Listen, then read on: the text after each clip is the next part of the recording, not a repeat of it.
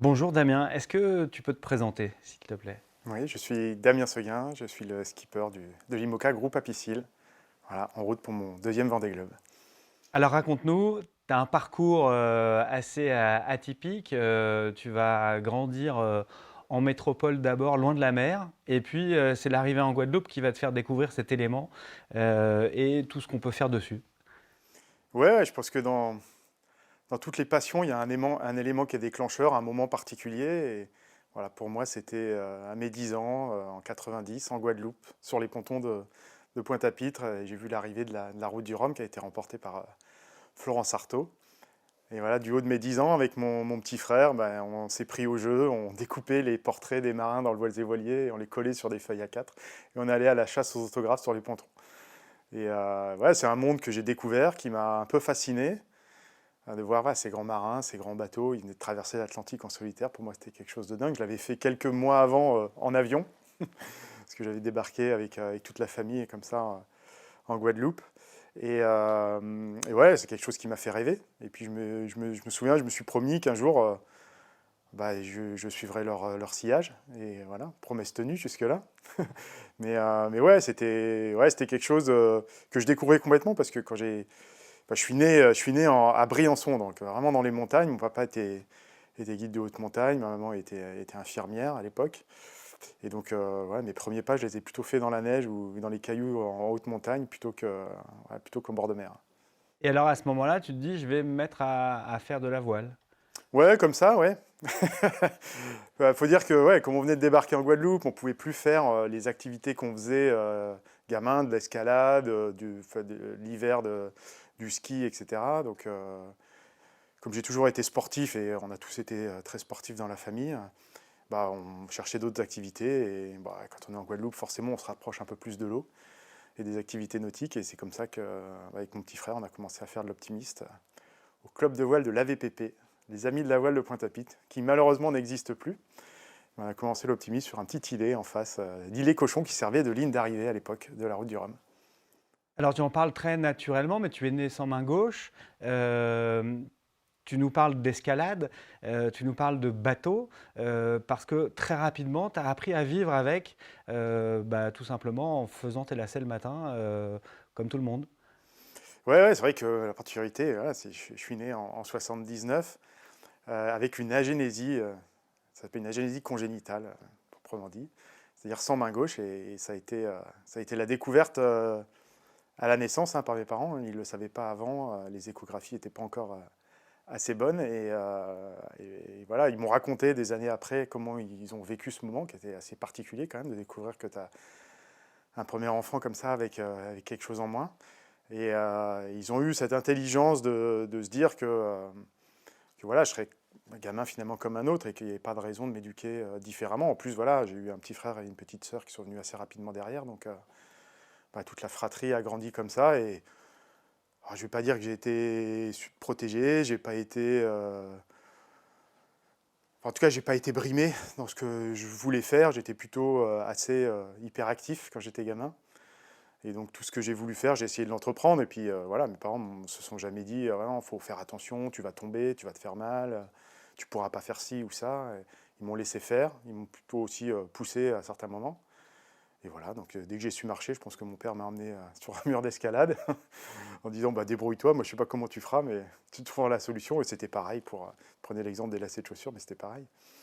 Donc voilà, j'ai grandi normalement, j'ai eu une scolarité normale aussi. Et à quelques petits détails près à l'adolescence où on a un peu de mal avec son corps et avec le regard des autres. Sinon, j'ai toujours fait ce que je voulais. Et pareil, quand j'ai commencé à faire de la voile, je me suis jamais posé la question avant, mais comment je vais faire? J'ai plutôt été en avant en disant, bah voilà, je vais essayer et puis je verrai bien comment je me débrouillerai. Et puis avec mon papa, on a bricolé des petits systèmes dans le garage pour que je puisse faire de l'optimiste tout seul, barrer d'un côté, tenir les coudes de l'autre. Et c'est marrant parce que ces petites bidouilles-là, je les ai toujours sur mes bateaux. Alors pas sur l'IMOCA, il est un peu plus grand, mais quand je fais du catamaran de sport aujourd'hui ou du dériveur, j'ai toujours ces mêmes petites bidouilles voilà, qui me permettent de naviguer avec et contre tout le monde. Moi, c'était le but. Hein. Si j'ai commencé à faire de la voile, c'était avant tout pour m'amuser sur l'eau, pour être avec mes copains, et puis découvrir un autre monde. Voilà, voilà, À tel point que tu t'es inscrit dans une filière voile olympique classique, avec un niveau sportif très relevé, en tornado notamment, et que finalement, bah, c'est en t'engageant dans cette filière, bah, tu es arrivé en Bretagne ensuite, et c'est à ce moment-là seulement que tu as découvert la possibilité de naviguer aussi avec des non-valides, avec des handisports. Moi, c'est ça qui m'impressionne toujours, cette capacité à t'inscrire finalement dans une filière valide, classique, de très haut niveau.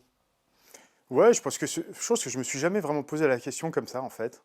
J'ai suivi mon parcours comme il venait. J'ai eu la chance d'être toujours très bien entouré au niveau familial déjà, et puis après avec mes entraîneurs différents.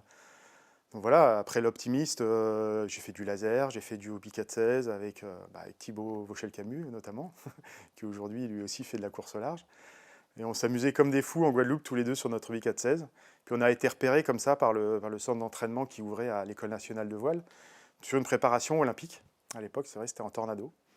Et, euh, et voilà, l'entraîneur qui m'a accueilli en Bretagne, c'est Jean-Jacques Dubois, qui est vraiment une personne qui a vraiment compté dans tout mon parcours sportif par la suite, et qui a découvert, pareil, au moment des sélections, que j'avais qu'une main en moins. Et de la même façon, il a dit, bon, bah, on va voir comment il se débrouille. Il ne m'a pas dit, bah non, tu rentres pas dans les cases, tu pourras jamais faire ça.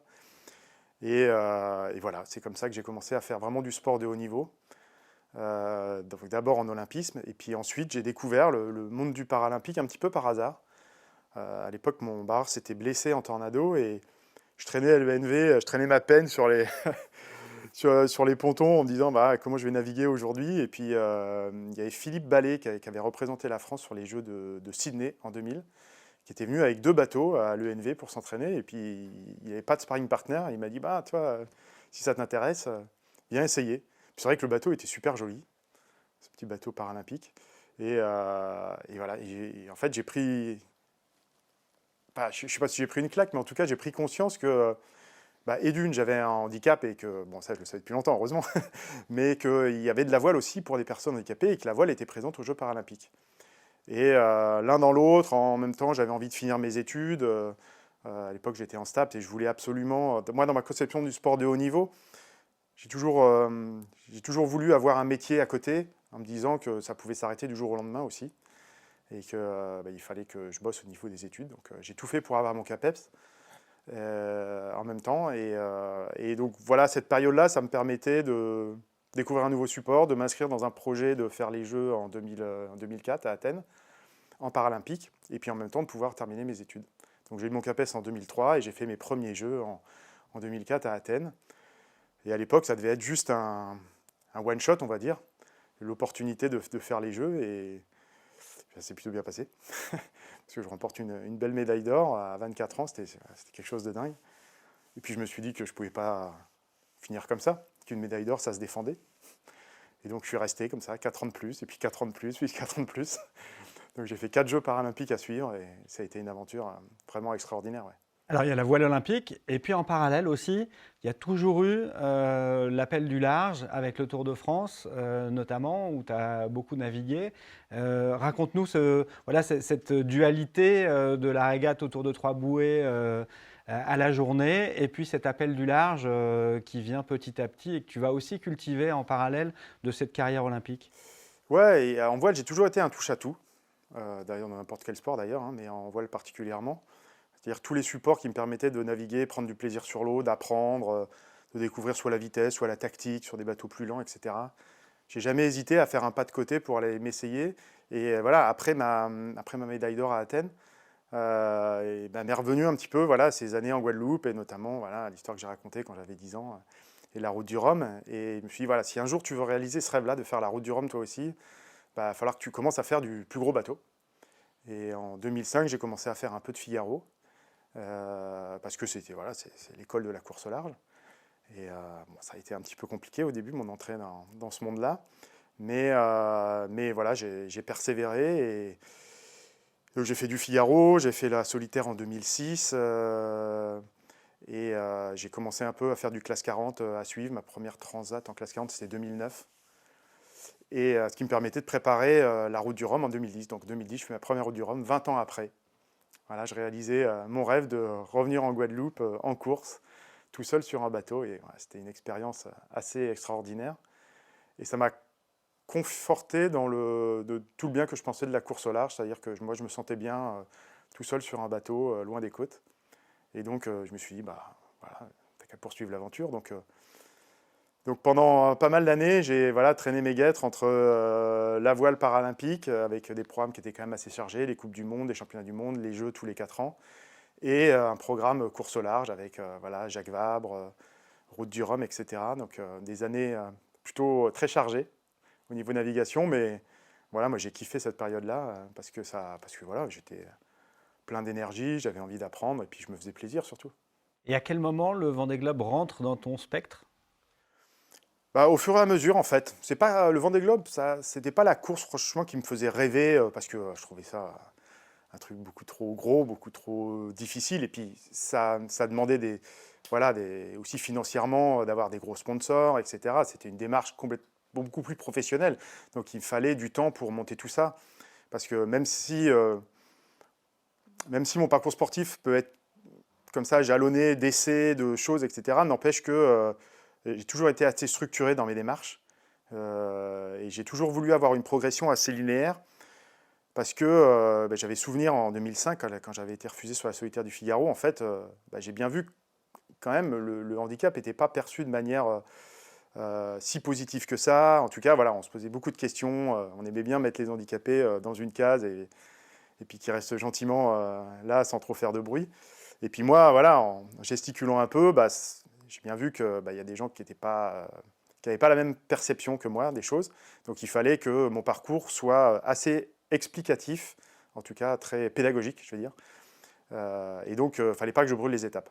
Donc voilà, j'ai fait du Figaro, du classe 40. Et puis à la suite de ça, je me suis dit, pourquoi pas essayer l'IMOCA. Alors j'ai eu une transition après, entre les deux avec le Tour de France à la voile, mais c'était plutôt des opportunités de pouvoir monter des beaux projets. Et c'est en 2017, pardon. Donc après avoir eu ma deuxième médaille d'or en 2016, le Tour de France que j'ai gagné en 2017, où là je me suis dit, je pense que je peux être prêt à monter un projet un peu plus gros. Et puis après une classe 40, qu'est-ce qu'il y a? Il y a des bateaux un peu plus grands, donc les IMOCA. Et quand on fait l'IMOCA, forcément, on regarde un peu du côté du Vendée Globe. Donc le projet s'est monté assez naturellement. J'ai trouvé un partenaire avec le groupe Apicil. Et puis on a monté ce beau projet sur la Route du Rhum 2018 déjà, et puis sur le Vendée Globe 2020.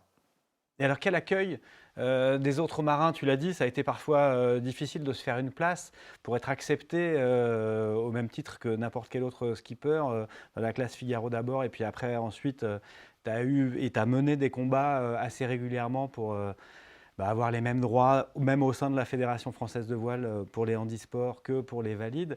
Ça a été systématiquement quand même une lutte. Donc ça, c'est vers les institutions. Mais le regard des autres skippers, quand tu vas voir Jean Le Cam pour lui dire j'aimerais bien faire de l'IMOCA, qu'est-ce que tu penses de mon idée de faire le Vendée Globe? Quel accueil? Alors, de la part des marins, il n'y a jamais eu le moindre doute, ni quelque chose de négatif. À chaque fois que j'ai parlé de mes projets, que j'ai demandé conseil, notamment à Jean, j'ai toujours été écouté. J'ai toujours eu une bienveillance assez remarquable de la part de ce monde-là. Et je pense que c'est encore c'est encore le cas aujourd'hui, c'est sûr. Mais ouais, il n'y a jamais eu de frein de ce côté-là. Ça a été plutôt, ouais, effectivement, un peu du côté de la fédération, quand j'ai commencé à faire de la course au large, ou du côté des organisateurs, où ça a un petit peu coincé parce que je ne rentrais pas vraiment dans les cases. Mais sinon, du côté des marins, non, au contraire, j'ai toujours été très bien soutenu. Alors, il y a eu Jean, mais ça n'a pas été le seul, hein. Je pense que toute la communauté m'a vraiment accueilli sans trop de préjugés. Alors, peut-être qu'il me regardait un petit peu du coin de l'œil en me disant comment il va faire, etc. Mais il me pose toujours la question, d'ailleurs, mais comment tu fais sur ton bateau? Mais voilà, en tout cas, c'est pas de ce côté-là que j'ai eu le plus de soucis. Ouais. Alors justement, comment tu fais sur ton bateau? Parce que c'est des questions que tout le monde se pose. Sur les pontons, on les entend, les gens qui se disent, mais comment fait-il pour matosser, pour faire de la réparation, justement, en tête de mât quand il faut monter, et puis de l'autre côté, tenir ses outils. Voilà, raconte-nous, qu'est-ce qui est le plus dur pour toi à bord? Qu'est-ce qui est facile? Qu'est-ce qui a posé des problèmes et puis tu as trouvé des solutions, des aménagements? Raconte-nous voilà, cette vie concrète, parce que évidemment, tout le monde se pose la question. Ouais, tout le monde se pose la question. Beaucoup de gens me posent la question, que ce soit les gens qui viennent sur les pontons ou même d'autres skippers. Et j'ai jamais vraiment de réponse à apporter à ça, en fait. Parce que pour moi, je fais les choses naturellement avec ce que j'ai. Et forcément, ça interroge. Parce que quand on voit la difficulté de vie à bord de ces bateaux, de manœuvrer, etc., bah, c'est légitime que les autres puissent se poser la question. Donc voilà, c'est juste que je me débrouille avec une main et un autre bras, on va dire. Mais c'est l'histoire de ma vie, tout ça. Voilà, je suis né avec ce handicap-là et tous les gestes de la vie quotidienne, j'ai appris à les faire de manière différente et je me suis adapté. Et je pense que c'est ça, le maître mot sur un bateau, c'est s'adapter. Même quand on a deux mains, je veux dire, il faut s'adapter aux conditions, à la puissance du bateau, etc. Donc moi, je l'ai fait à ma manière. C'est pas facile de l'expliquer concrètement. Si vous venez sur mon bateau, vous verrez qu'il y a juste, en fait, sur la colonne de winch, il y a deux manchons qui me permettent voilà, de pouvoir wincher avec la puissance des deux bras. Mais c'est tout. Le reste, c'est plutôt de la logique. Et là-dessus, je pense que j'ai développé une vraie capacité à faire un plan de pont, un cockpit assez ergonomique, avec des manœuvres qui sont bien placées. C'est souvent très réfléchi, et quand des gens viennent naviguer sur mon bateau, ils disent « Ah ouais, mais c'est pas bête ça ». Et puis la semaine d'après, je retrouve cette adaptation sur les bateaux, parce que si c'est plus facile pour moi, c'est aussi plus facile pour les autres. Ça, c'est la grande histoire de l'adaptation de notre quotidien aux différents types de handicap. Mais voilà, donc tous les marins avec qui j'ai navigué, et notamment voilà, sur l'Ocean Race, quand on a navigué à plusieurs sur un IMOCA, ça s'est fait de manière assez naturelle. Alors des fois, c'est vrai qu'ils me regardent faire comme ça en disant « Mais tiens, c'est bizarre, ouais, comment il fait ?» Je ne vais pas dire que c'est rigolo, mais voilà, c'est différent, mais forcément c'est différent. Donc voilà, j'ai pas la réponse exacte à la question. Je ne saurais pas expliquer comment je fais tout, mais je prône plutôt la preuve par l'exemple. Donc voilà, si les gens se posent des questions, ben, ils viennent me voir naviguer, puis ils auront leur réponse. Oui, mais alors tu navigues tout seul, donc on ne peut pas toujours tout voir. Moi, j'ai par exemple en tête les images sur le dernier Vendée Globe de tes soins. Quand il a fallu se recoudre et panser une plaie, bah voilà, là tu l'as filmé, et donc on a bien compris comment tu faisais. Mais par exemple, quand il faut faire de la plomberie en fond de cale ou aller faire de la strate, bah, comment tu fais? Bah voilà, encore une fois, bah, je m'adapte. Alors je suis beaucoup dans l'anticipation des choses, donc j'essaye de réfléchir énormément avant pour pas avoir de problème pendant la réalisation des choses. Mais oui, effectivement, il faut savoir tout faire sur un bateau. Voilà, je me souviens que 10 jours après le départ du Vendée, j'ai démonté entièrement mon moteur voilà, pour enlever l'eau de mer qui était dedans. Je suis monté en tête de mât pendant 2 heures pour réparer mes girouettes. J'ai réparé des voiles, fait un peu de strat, etc. Donc voilà, mais à chaque fois, ça s'est bien passé.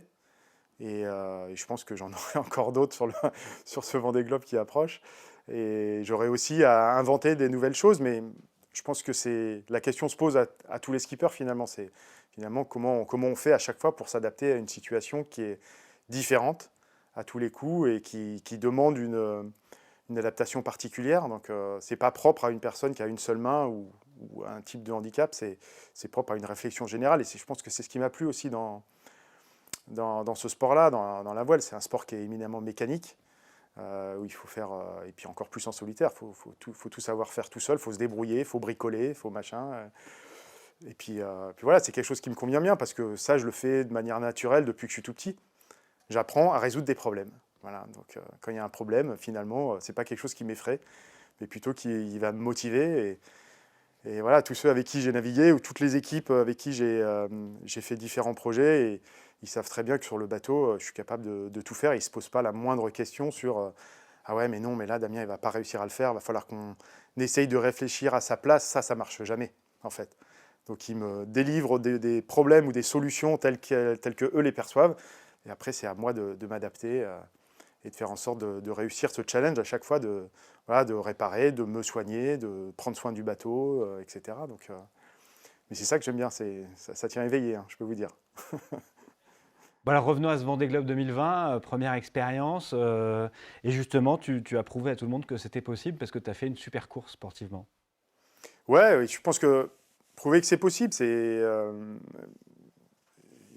ouais, c'est ce que j'ai envie de montrer par mon parcours sportif, et ça depuis que je suis un peu tout petit, en fait, finalement. Je n'en avais pas forcément conscience, mais au fur et à mesure que les projets grandissaient, qu'ils prenaient de l'ampleur, médiatiquement parlant aussi, bah, je me suis rendu compte que j'avais aussi un rôle à jouer dans la perception du handicap, etc., dans la notion de dépassement de soi, et que mon parcours, il pouvait aussi inspirer d'autres personnes.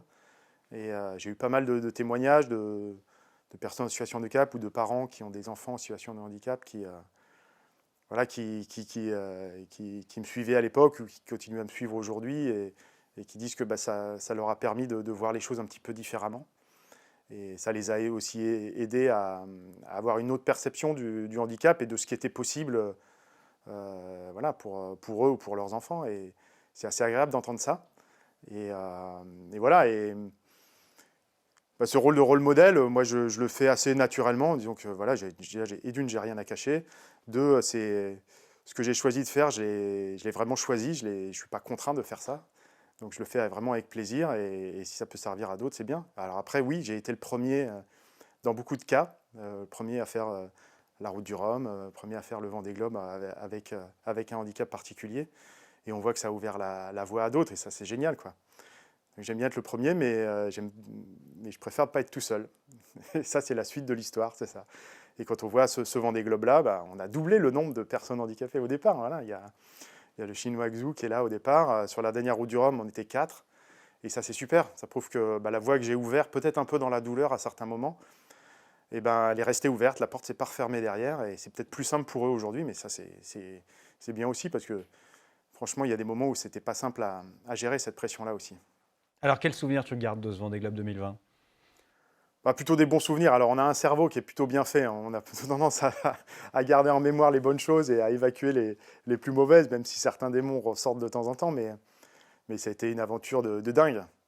C'est vrai que quand j'ai monté ce projet-là, quand j'en ai discuté notamment avec Jean Le Cam au début, c'est pas les personnes qui ont essayé, encore une fois, de me dissuader, de me dire que c'était difficile ou quoi que ce soit. Ils m'ont dit, bah, si c'est ce que tu veux faire, vas-y. Et j'ai toujours cru un peu en ma bonne étoile aussi, parce que je vais plutôt de l'avant naturellement dans ma vie en général. Et voilà, donc j'y suis allé assez crânement. Alors j'ai beaucoup travaillé. J'ai beaucoup travaillé sur le bateau parce qu'avant tout, c'est le bateau qui nous emmène et qui nous permet d'écrire ces belles histoires. Et puis après, moi, personnellement aussi, j'ai essayé de me mettre au niveau de cet enjeu-là. Et c'est vrai que ce Vendée Globe-là, il était réussi parce que je l'ai terminé déjà. Et en tant que sportif, il était réussi aussi parce que j'ai fait une belle performance. Mais on peut exprimer ce côté sportif une fois qu'on a réglé tout le reste aussi. Donc j'étais content de pouvoir faire les deux et ça m'a donné envie d'y retourner aussi une deuxième fois. Pour faire mieux, alors c'était déjà très bien, 6e du général, très souvent dans le top 5, même parfois en tête, dans le duo de tête en tout cas. Du coup, sportivement, quels sont tes objectifs là? Bah, l'idée, c'était de continuer à progresser au sein de cette classe IMOCA. Et pour progresser, il fallait que sportivement aussi, je puisse franchir un cap. Et comme c'est un sport mécanique, eh bien, il faut aussi une machine qui soit au niveau de ses objectifs. Donc l'idée, c'était d'évoluer d'un bateau à dérive qui commençait à dater un peu, et ce qui était de 2008, vers un bateau avec des technologies plus récentes, et notamment des grands foils. Donc on a fait l'effort avec mon partenaire, le groupe Apicil, d'acquérir un nouveau bateau, qui était le bateau qui a gagné le Vendée Globe aux mains d'Yannick Bestaven en 2020, la Maître Coq. On l'a racheté à l'issue de la Jacques Vabre 2021. On l'a pris en main et puis on l'a transformé avec voilà, des grands foils, et puis un peu avec la perception, enfin la vision que moi j'avais et l'expérience que j'avais des différents bateaux. On l'a bien transformé. Et aujourd'hui, j'ai une super machine entre les mains et ça, c'est agréable parce qu'on a réussi à mettre tous les éléments les uns en face des autres. Et l'ambition qui était de retourner sur un deuxième Vendée Globe, mais en ayant la capacité d'être plus performant, je pense qu'on a aujourd'hui atteint ça. On a fait grandir l'équipe, toute la team voile à Piscille, que ce soit en nombre, mais aussi en compétences. On a acquis un nouveau bateau et puis on a beaucoup navigué avec. Donc voilà, on a mis les choses l'une en face des autres. L'idée, c'était de pouvoir jouer un top 5 sur un Vendée Globe. Et je pense que alors on aura la réponse à ça dans quelques mois. Mais à la limite, peu importe ce qui se passe sur l'eau, je vais dire, mais en tout cas, on a réussi pendant ces 4 ans à mettre les moyens en face de nos objectifs. Et ça, c'est vraiment très agréable parce que là, je me retrouve au départ du Vendée Globe avec le sentiment, et d'une, de m'être bien préparé, de m'être bien entouré, et puis d'avoir la machine pour pouvoir réaliser mes objectifs. ensuite, ce qui se passera, on verra bien sur l'eau. Alors, ça n'a pas toujours été simple, hein. Il y a eu un déménage notamment. Quel bilan tu tires de ces courses de préparation? Vous avez beaucoup couru cette année, de ces dernières transats. Où en es-tu dans ton tableau de marche? Bon, dans le tableau de marche, on est plutôt très bien.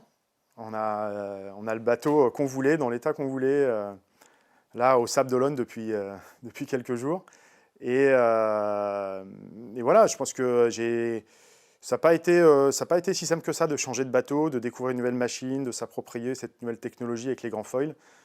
On est quand même passé je suis passé d'un bateau qui était assez simple à un bateau qui est beaucoup plus compliqué, beaucoup plus dur à vivre aussi. Donc ça a été un vrai challenge de réussir ça. Et le fait d'avoir beaucoup navigué, ça m'a aussi beaucoup rassuré aussi sur mes capacités, mon potentiel de pouvoir manier des bateaux comme ça. Et puis tout simplement prendre en main ma machine, qui a quand même un engin assez extraordinaire. Raconte-nous un peu, justement, avec ton passé de spécialiste du multicoque, qu'est-ce que tu trouves dans le vol qui ressemble? Ou voilà, est-ce que tu as des sensations proches en termes purs de voile? Ouais, c'est sûr qu'aujourd'hui, les IMOCA avec des foils, ça se rapproche un peu plus du multicoque. Parce que voilà, on va assez vite sur l'eau, donc on a du vent apparent qui est assez fermé un peu à toutes les allures. Mais sans rentrer dans le technique, ça reste, ouais, ça reste des bateaux qui sont quand même compliqués à gérer. Mais voilà, la vitesse apporte aussi beaucoup de satisfaction sur l'eau, beaucoup de difficultés aussi. Mais effectivement, on se rapproche un peu plus de certaines sensations que je pouvais avoir en multicoque aussi. Donc c'est assez agréable. Mais ça reste un vrai challenge de toute façon de mener ces bateaux-là en solitaire. Alors, tu parlais de la difficulté de vivre à bord. Comment tu l'as aménagé? Qu'est-ce que tu as prévu pour, d'une part, en termes de prévention des chocs et aussi du confort de vie? Comment tu as modifié ce bateau pour en faire quelque chose de vivable pendant 3 mois, mieux qu'un tambour de machine à laver lancé sur l'eau? En fait, il faut que je revienne un peu sur l'histoire de ce bateau. Quand on l'a récupéré, quand on l'a transformé, c'était vraiment sur des objectifs de performance. Et donc, au début, on ne s'est pas du tout posé la question de comment je vais pouvoir vivre à bord en sécurité. On a plutôt joué la carte, voilà, il faut que le bateau soit plus performant sur l'eau. Donc ça, c'était le tableau de marche au début. Et on savait que la dernière année serait consacrée justement à l'aménagement intérieur, l'ergonomie du bateau, pour que ce soit plus facile pour moi, voilà, sur l'échelle d'un Vendée Globe, de vivre cette difficulté à bord. Et on a réussi à tenir ce tableau de marche, donc c'était très agréable. Et donc toute cette dernière année, et notamment tout le travail de cet été, a été vraiment porté là-dessus. Donc je me suis adjoint les services de pas mal de spécialistes, que ce soit sur le sommeil, sur l'ergonomie à bord, sur les adaptations spécifiques avec CARPAP notamment à Lorient. Et on a développé différentes choses, que ce soit un siège de table à cartes ergonomique qui est fabriqué en lin aussi, un matelas spécifique avec André Renault, voilà, pour bien dormir.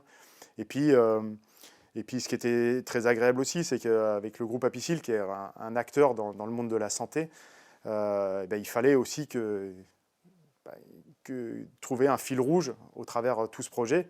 Et donc c'est naturellement qu'on a mené tous ces projets en commun. Et puis là, on a mis en place pas mal de capteurs à bord du bateau pour savoir, ou en tout cas donner des chiffres quand je dis c'est difficile de vivre à bord, c'est bien de dire ça, mais en même temps, il faut quantifier les choses pour pouvoir répondre à un problème.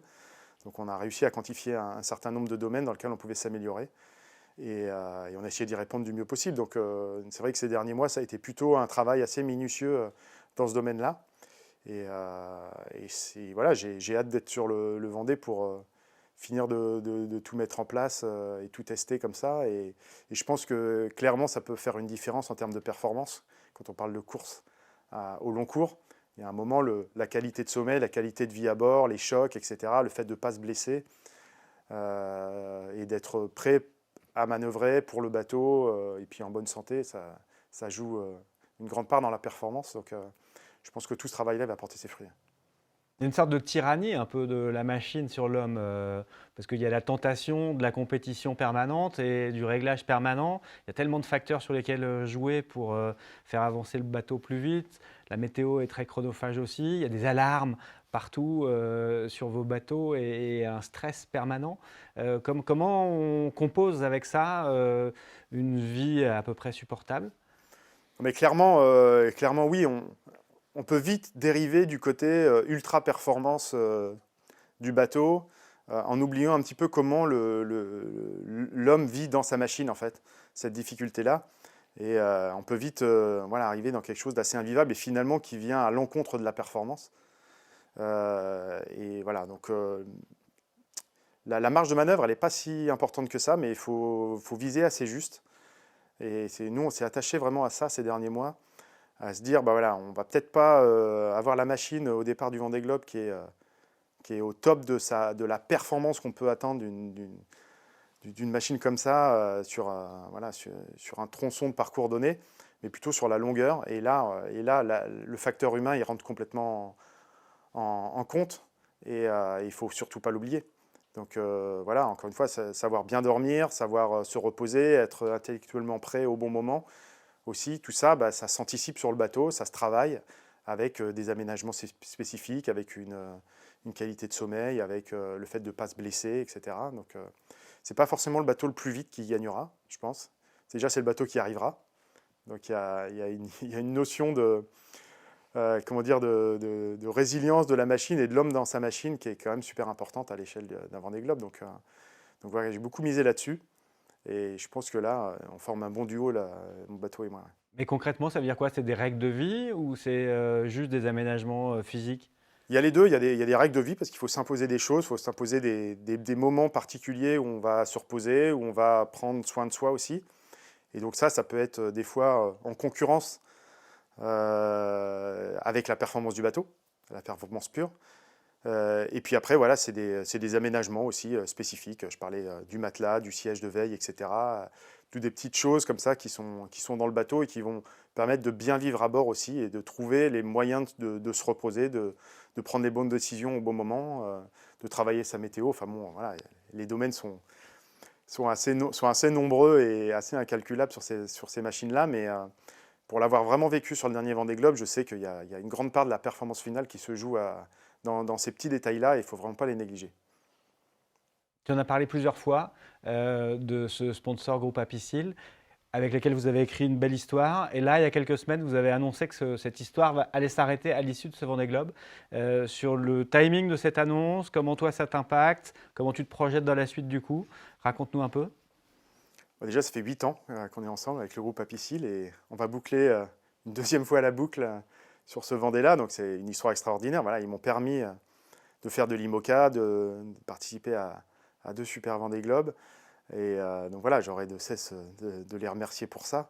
Et aujourd'hui, voilà, si on décide de se séparer, c'est pas du tout une tragédie, mais c'est plutôt la fin d'une histoire et d'une belle histoire. Et voilà, je sais que sans eux, j'aurais jamais pu en être là aujourd'hui.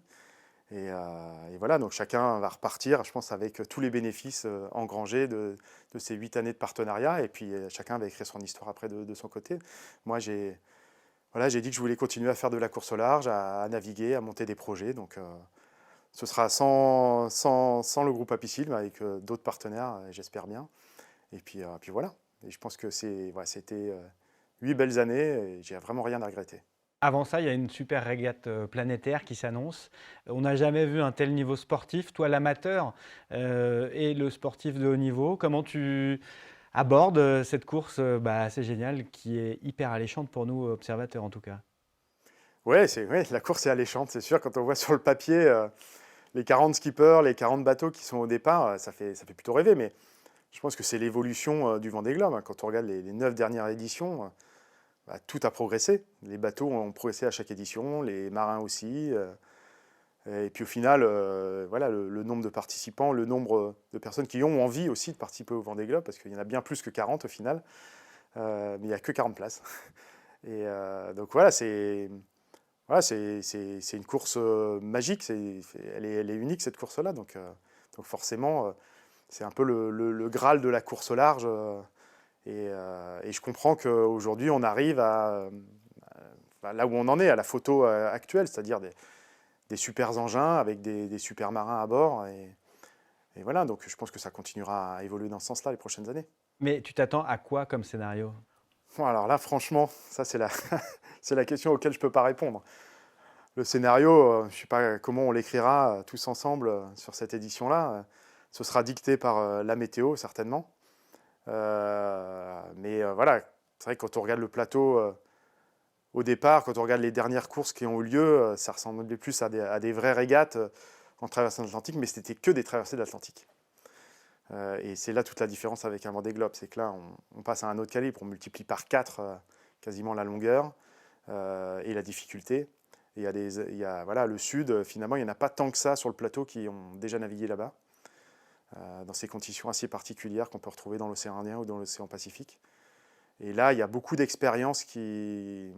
Enfin, l'expérience va tenir un rôle prépondérant, je pense. C'est un peu l'essence de notre sport. Hein.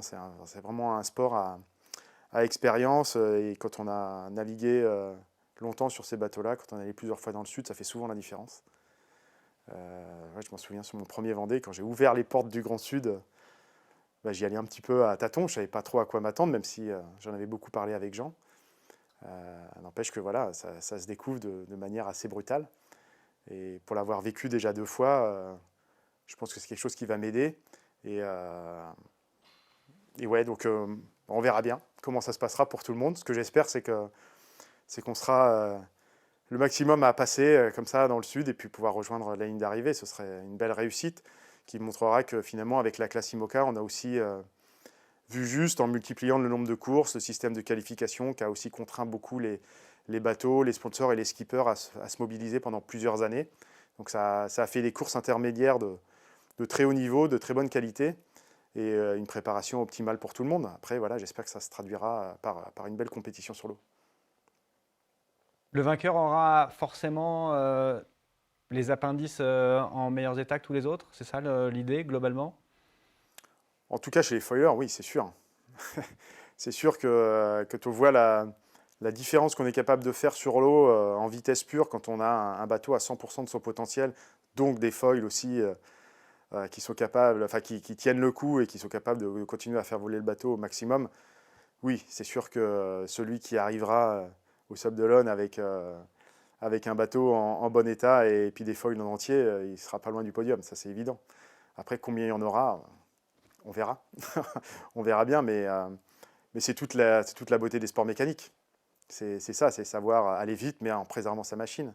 Et des fois, le curseur, il n'est pas facile à placer. Et alors raconte-nous justement la navigation avec ces foils dans ces mers du Sud dont tu parlais à l'instant, parce que tu l'as vécu l'an dernier en équipage sur l'Ocean Race. Comment vous allez pouvoir gérer ça tout seul? On le gère avec l'expérience accumulée, la connaissance de son bateau.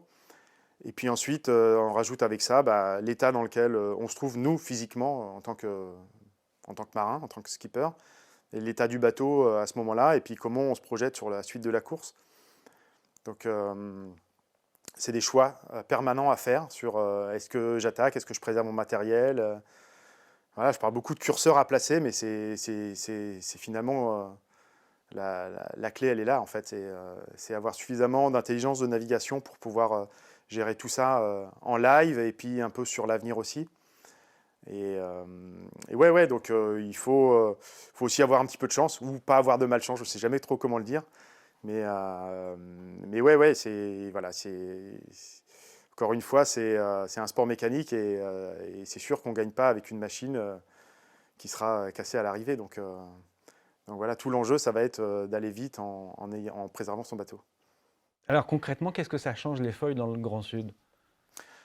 Ça change parce que déjà on a une capacité de vitesse qui est quand même bien supérieure avec les bateaux, donc on est capable de rester devant des fronts avec les systèmes dépressionnaires qui se déplacent assez vite dans le sud, on est capable de rester longtemps devant les fronts, donc aller très très vite, quasiment en ligne droite.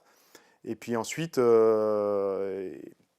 voilà, dans certaines conditions de mer aussi, ça nous apporte aussi un peu plus de souplesse du bateau, ça amortit des fois les chocs.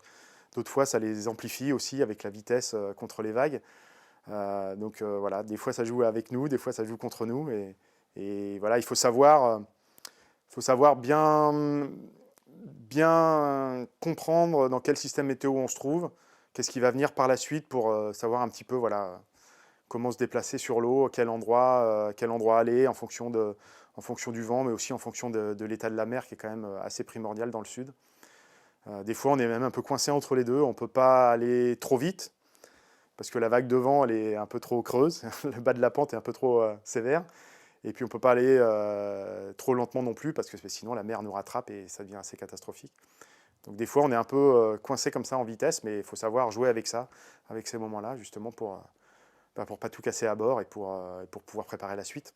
Parce que ça ne dure jamais vraiment très longtemps, les gros coups de baston. Mais c'est certainement là-dessus qu'on peut tout perdre. Le Vendée Globe, il se gagne à des moments précis, mais il peut se perdre à tout instant. Donc voilà, il faut bien l'avoir en tête. Et parle-nous justement de ce passage du Horn. Souvent, ceux qui ont gagné étaient en tête au moment de la sortie du Sud. Comment tu envisages là pour cette flotte-là, cette remontée de l'Atlantique, dont on oublie souvent qu'elle est encore très longue? Elle est très longue. Pour l'avoir vécu, c'est très très long. Et puis c'est pas une partie qui est facile à jouer. On connaît peu l'Atlantique Sud quand on la remonte au près. On a plutôt tendance à la descendre, souvent, pour ceux qui ont la chance de dépasser l'équateur et d'aller vers l'Afrique du Sud. Et on n'est pas si nombreux que ça, finalement, à l'avoir fait. Mais la remontée de l'Atlantique, ouais, elle peut être sévère. Et la toute fin, avec le golfe de Gascogne, peut être aussi assez piégeux. Donc oui, quand on regarde les précédentes éditions, souvent le premier au Cap Horn a été vainqueur au Sable d'Olonne. Je pense que ça peut être très différent cette fois-ci, et notamment avec l'état des bateaux qu'on pourra avoir au Cap Horn. Voilà. On peut avoir un bateau qui va franchir le Cap Horn, mais pas dans un super bon état, et peut-être avec des problèmes de foil, et ce sera vraiment très handicapant sur la remontée de l'Atlantique. Donc voilà, on a des bateaux qui peuvent aller tellement vite sur l'eau, qui peuvent refaire tellement vite leur retard, avec des différentiels de vitesse importants, que faudra plutôt regarder l'état des bateaux au passage du Cap Horn plutôt que le classement proprement dit. Et puis à l'arrivée, au Sable, on se souvient de l'image très forte du capitaine Crochet. Raconte-nous ce qui était ta motivation de revenir comme ça en pirate. Ouais, bah ça c'était le petit clin d'œil à l'arrivée du dernier Vendée Globe. Bah, qui d'autre que moi pouvait faire le capitaine Crochet à l'arrivée? C'est vrai, c'est quelque chose qui a marqué pas mal le public. Ouais. On me demande tout le temps, ouais, est-ce que capitaine Crochet reviendra? Donc, vous verrez ça dans quelques semaines. Mais ouais, ça me correspond bien, cette petite touche d'humour, ce symbole. Au final, ça parle à tout le monde. Et puis c'est ce sentiment que j'avais au passage de la ligne, c'est que j'étais devenu un vrai pirate des mers. J'avais eu le droit de mettre la boucle d'oreille à l'oreille gauche, comme tout bon capornier, et de fêter ça dignement. Donc, alors, c'est vrai qu'il y a 4 ans, il y avait peu de monde à l'arrivée à cause du Covid. Et cette fois-ci, que ce soit sur la descente du Chenal ou la remontée du Chenal, ce sera, je pense, quelque chose d'assez extraordinaire à vivre. Et c'est aussi pour ça que j'avais envie d'y revenir sur ce Vendée. C'est parce qu'on a été amputé de toutes ces émotions. Et c'est quelque chose que j'avais vécu, moi, en tant que spectateur, en voyant certains départs au Sable ou certaines arrivées. Et c'est aussi pour ça qu'on est là, pour vivre ça. Eh ben bonne course. Eh bien, merci.